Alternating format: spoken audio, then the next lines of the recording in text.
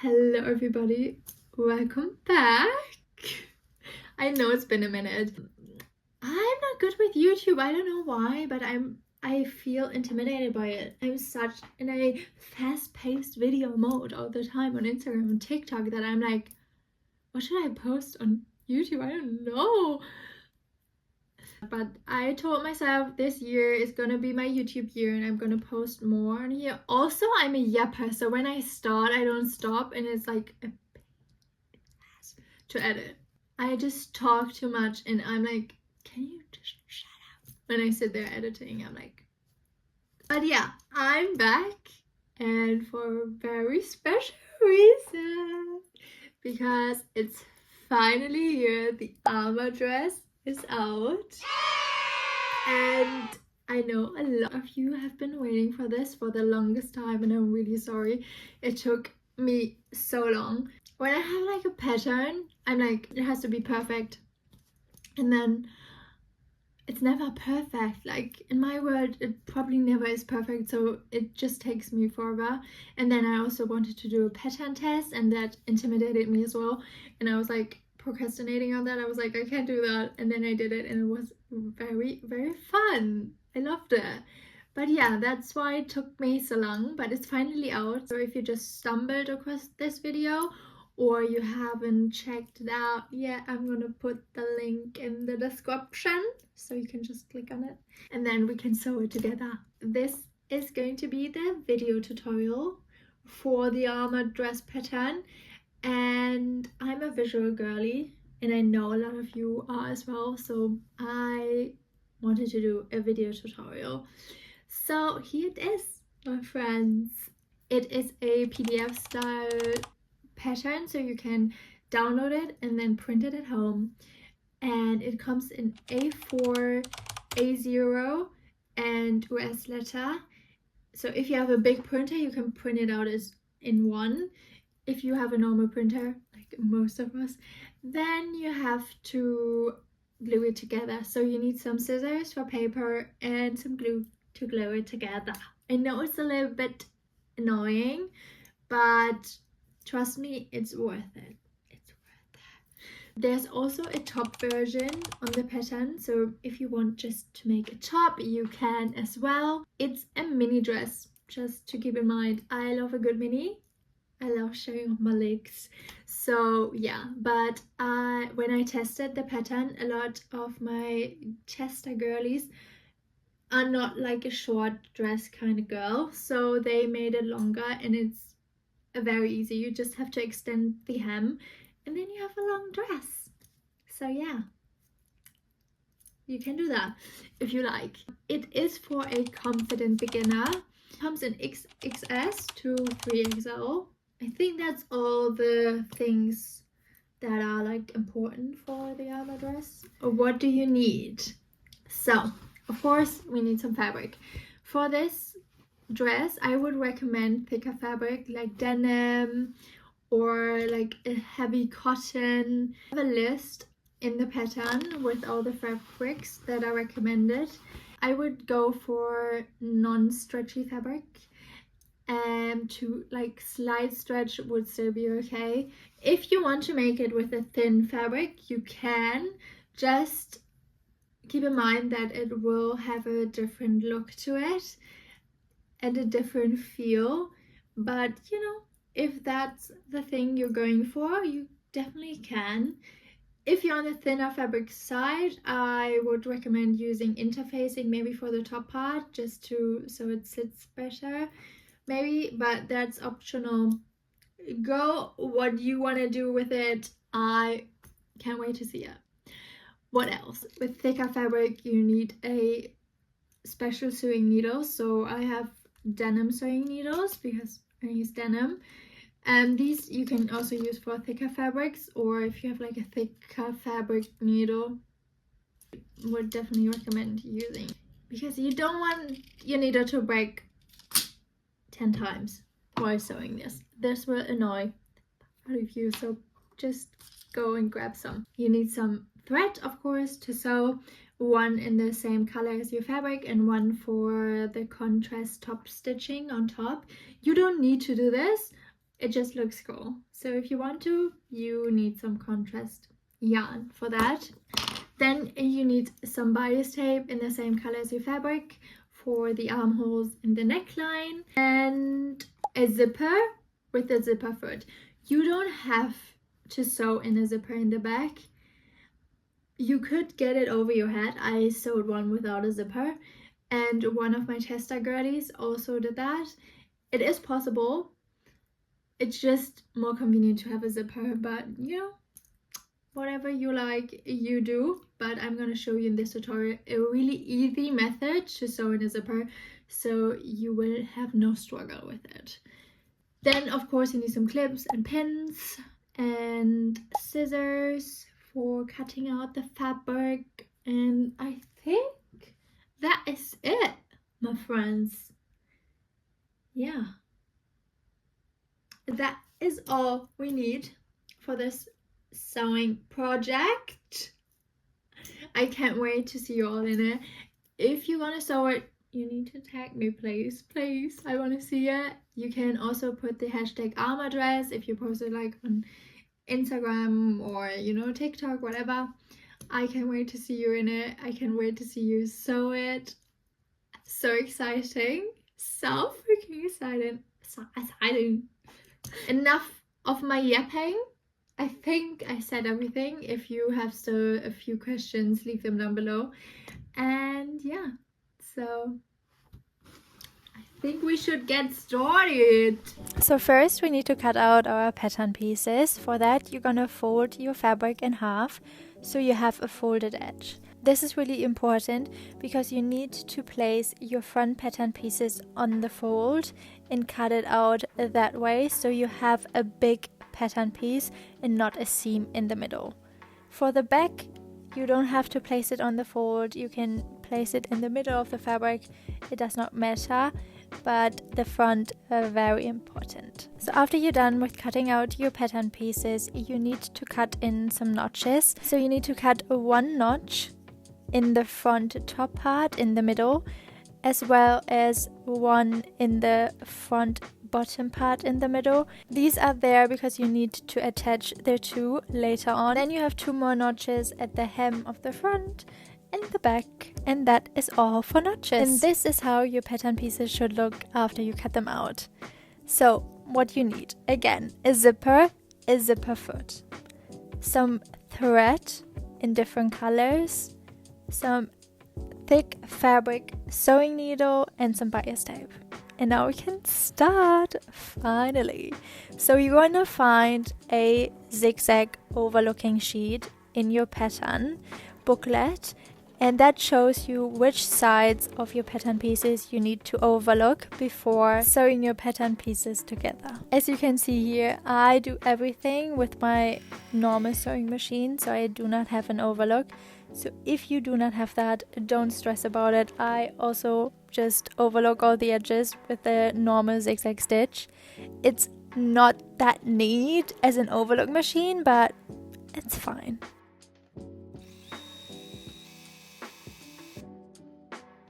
When you're done with overlooking all the edges, it's finally time to attach the pattern pieces together. So we're gonna start with the top pattern pieces. So you're gonna sew the side seams with a straight stitch and 1 centimeter seam allowance. After you attached your top pattern pieces together, you're gonna press the seam open with an iron. I have a new mini iron and I'm in love with that thing. I could iron all day, every day. Okay, maybe not. Okay, on to the next. Now we're gonna sew the side seams of the bottom part of your dress. And here, make sure your notches line up while sewing. You're also gonna do this with a straight stitch and 1 centimeter seam allowance.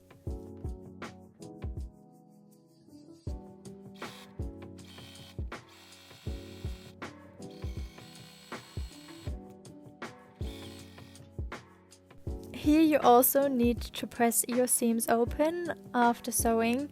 I know it's a bit annoying, but it will look more neatly. So next we're going to attach the top piece to the bottom piece. Here make sure that your seams match up perfectly as well as the notch in the middle. I would recommend using pins for the notch and the seams to hold them in place while sewing, because you can sew over them. With clips you have to clip it off and then sew, and then everything can move a bit, and you really want your seams to match up. For the curved parts you can use your clips. For my beginner sewers, I would recommend clipping everything in place because the curved parts can be a bit tricky to sew. So clip everything in place and then sew very, very slowly. Here you sew also with a straight stitch, and I used my presser foot as a guide instead of 1 centimeter because it's just a bit easier to guide the fabric, especially when you sew curved parts. And as I said, do it very slowly. There will be little folds you have to like push away kind of, but when you pinned everything and you do it slowly, you will have no problem, trust me.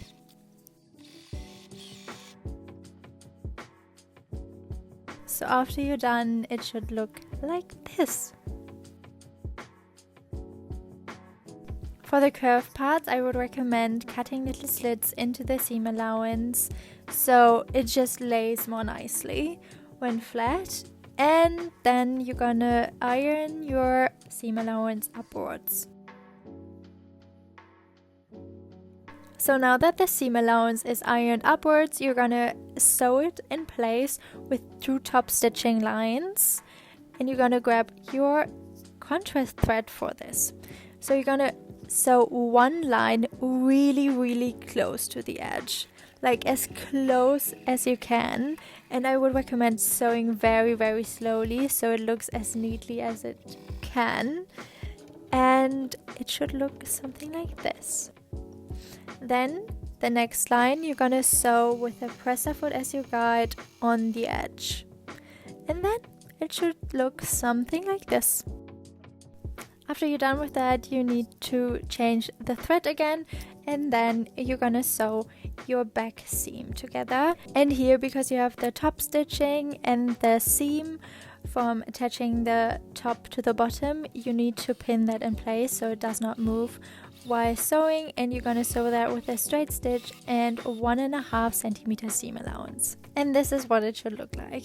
If it's not perfect, don't stress about it. Mine is also not perfect. Sometimes the imperfections make it even more unique, you know? It does not have to be perfect. And now it's time for the zipper. So you're gonna lay your zipper right side facing down onto the seam so it's right in the middle. And then you're gonna pin it in place 1 centimeter from the top, and then sew it as shown with your zipper foot, of course. And make sure you sew as close to the zipper as possible. And at the end, you're going to put your needle in, put your presser foot up, turn it, put your presser foot down, sew really slowly over the zipper, and put your presser foot up again, and then you have some neat looking corners at the bottom.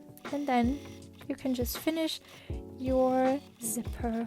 I just love this method because it's so easy. And now you're gonna grab your seam ripper or some tiny little scissors, and you're gonna rip up the seam above the zipper, and then you have like an invisible zipper, and it looks so neat and it's so easy. So yeah, you're welcome. And now you're gonna sew your shoulder seams together with a straight stitch and 1 centimeter seam allowance.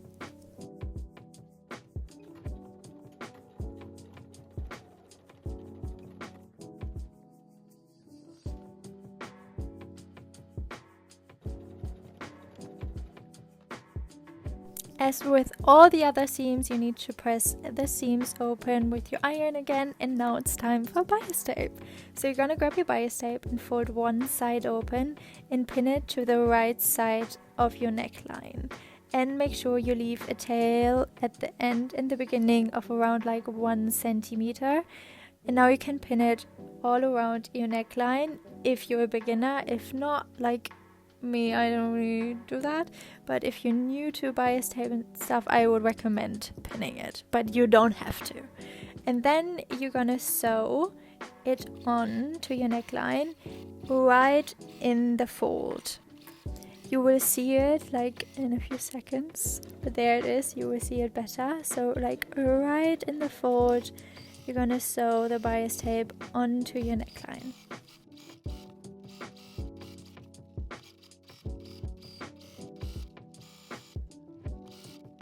And as I said in the beginning, here you're also gonna leave a tail of around 1 centimeter. So you cut it off right there. And this is what it should look like after you're done. Now you're gonna fold your bias tape upwards, fold it open, fold the 1 centimeter tail inside, fold it again, and then fold it over the seam allowance like this. And now you would iron it in place, but I wanted to show you how it would look at the end. This is what it should look. So it's folded to the left side of your neckline and you can see it from the front. So if it's too bulky for you, you can cut off a bit of the tail there, so it's not as bulky when you have to sew it. But yeah, so you're gonna fold the bias tape over the seam allowance and then you're gonna iron it in place, and this is what you're gonna do with the whole neckline.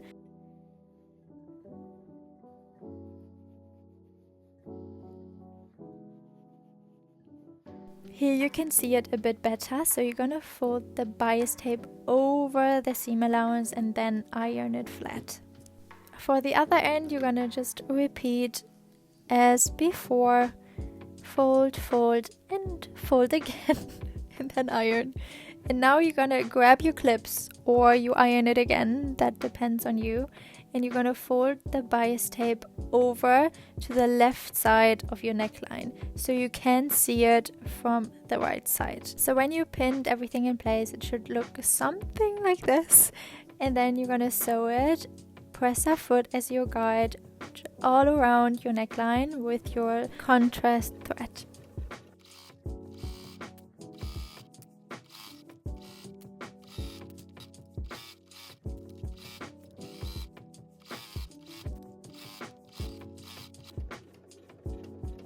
And this is what it should look like after you're done. Doesn't it look so neat and tidy? And I just love how that looks.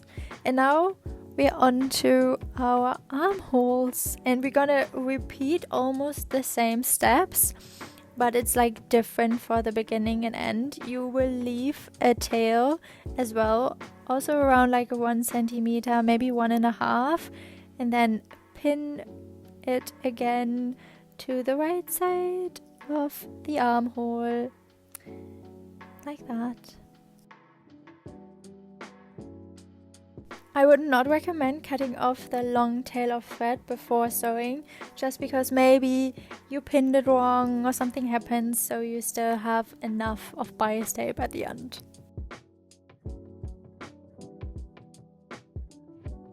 So when you get to the end or to the end of the other bias tape, sew as close as you can, but without sewing over the other bias tape end. Does that make sense? I hope it does. So very, very close. So it looks like this. So very close, as I said. And then you're gonna sew straight down the bias tape. So you're gonna sew the two ends together. But make sure you do not catch the fabric of your armhole while sewing. And then you're gonna fold the two ends open and then fold the bias tape over your seam allowance again as with the neckline, and you're gonna iron it flat and then you fold it over again and pin or clip in place. I said fold so many times, you could make a drinking game out of this tutorial. Oh my gosh. And then you're gonna sew, press a foot as your guide around your armhole, and then you're gonna repeat this all again with the other armhole. Yeah, I know, but you got this. You got this.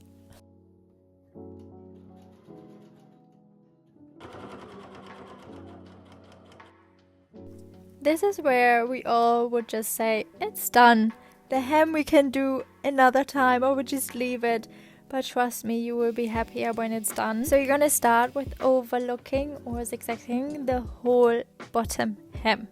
And then you're gonna put your stitch length through the longest and leave a tail at the beginning and end, and sew around the whole bottom hem again with your breadth foot as your guide.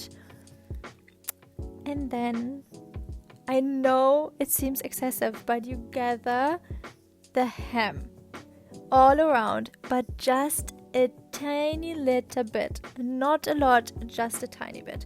And you're gonna start at a one side seam and work yourself to the other side seam on both sides. I hope that makes sense. And then you're gonna start folding over your bottom hem 3.5 centimeters like this and pinning it in place. Or you could iron it already, that depends what you prefer. And then you work yourself back to where you started gathering, and you're gonna push the gather with you so it lays nice and flat, but you have the curve. I hope that makes any sense. And you're going to do that with both sides and work your way around the hem. And then after you're done, you're gonna sew 3 centimeters seam allowance with a straight stitch. Make sure you put your stitch length back to normal. Sew around the whole hem. And yeah, what can I say, my friends? It's not over yet. I thought I could say it's done, but it isn't. So you now have to get rid of your gathering stitch and then iron. Iron your whole hem like this. And now I can say it. You're done. You are done, my friends. You got to the end and the dress is done. I can't wait to see you all in it. I can't wait to see you sew it. So if you post something on socials, please tag me or put the hashtag Alma dress so I can see it, because this is really the best part of it all. With designing patterns, to see you guys in it. So yeah, happy sewing, my loves.